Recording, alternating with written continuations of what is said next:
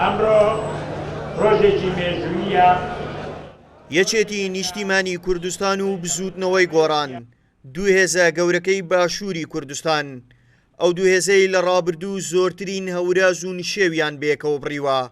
ئێستا دوای ڕێکەوتنەکەی هەفتەی ئایاری مانجی ڕابردوو باس لێگرتنەوەی یەکجارەکی بزوتنەوەی گۆڕان و یەکێتی نیشتیمانی کوردستان دەکرێت.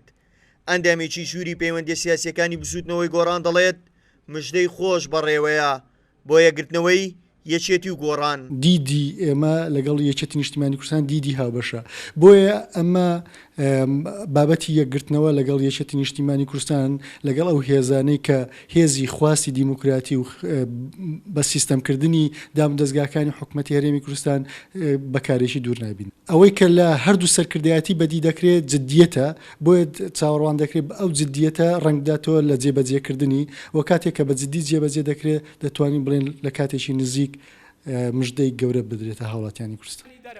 یەکێتی نیشتیمانی کوردستان و بزوتنەوەی گۆڕان لە ڕابردوو ئێستا لە زۆربەی پرسە سیاسی و ئابوووریەکانی هەرێمی کوردستان هاوڕابوونە. ئێستاش دوای ڕێکەوتنەکەیان ئەو دوولایەنە دەیانەوێت بێگرتنەوەیان ئامانجە هاوبەشەکانیان بەدی بێنن. ئەندامێکی مەکتەبی سیاسی یەکێتی باس لەو گەورەی گۆڕان دەکات و دەڵێت یەکێتی ئازادە لەگەڵ چێ هاوپەیمان دەبێ. یەکێتی نیشتیمانی کوردستان ئازادە لەوەی کە لەگەڵ کێ هاوپەیمانەتی دەکە بە مەرجێک ئەم هاوپەیمانێتیە لە دەرەوەی شەریعەتان نەبێ.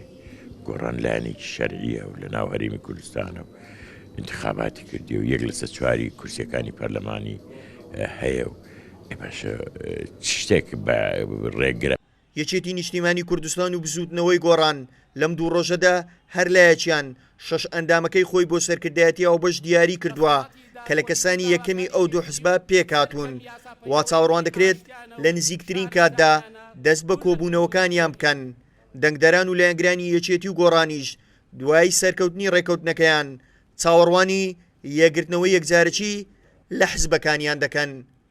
هاوکار عەبدوڕەحمان، کورسات نیوز، هەولێر.